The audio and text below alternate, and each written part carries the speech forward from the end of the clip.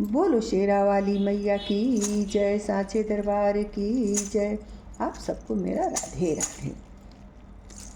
हरियर नारियल पियर होई कैसे,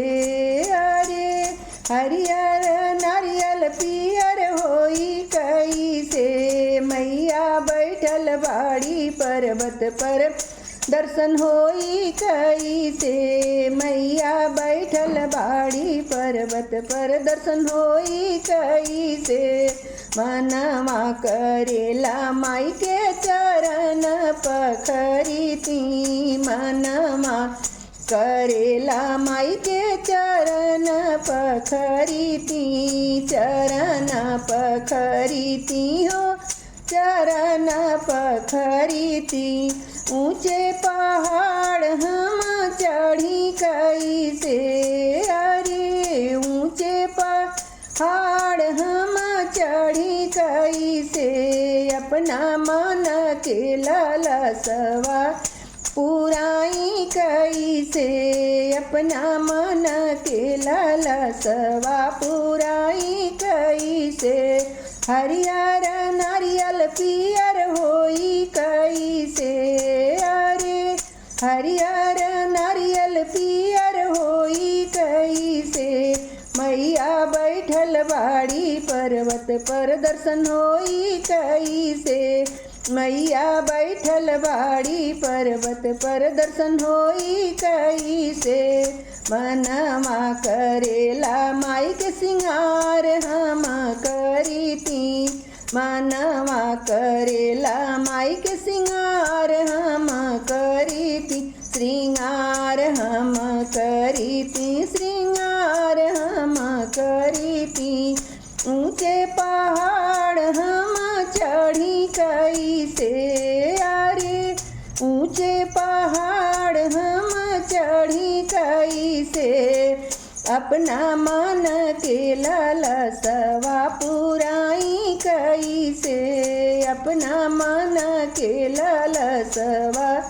पुराई कैसे, हरियर नारियल पियर होई कैसे, अरे हरियर नारियल पियर होई कैसे, मैया बैठल बाड़ी पर्वत पर दर्शन होई कैसे, मैया बैठल बाड़ी पर्वत पर दर्शन होई कैसे, मनवा करेला माई के आरती उतरीती,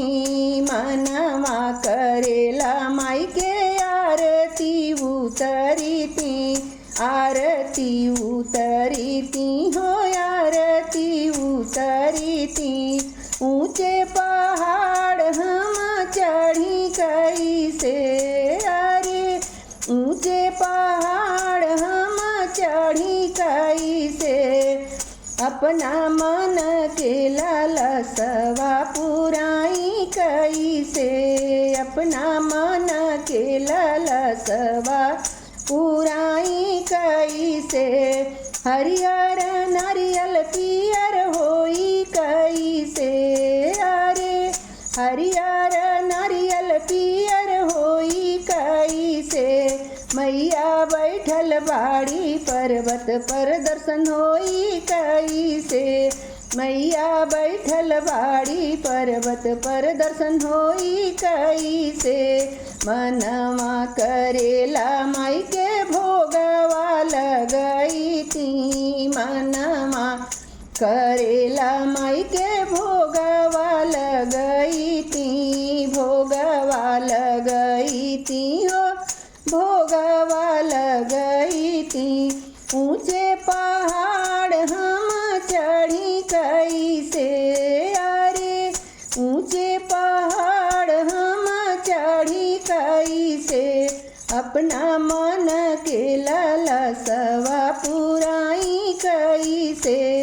अपना मन के लालसवा पुराई कैसे। बोलो शेरा वाली मैया की जय। Thank you.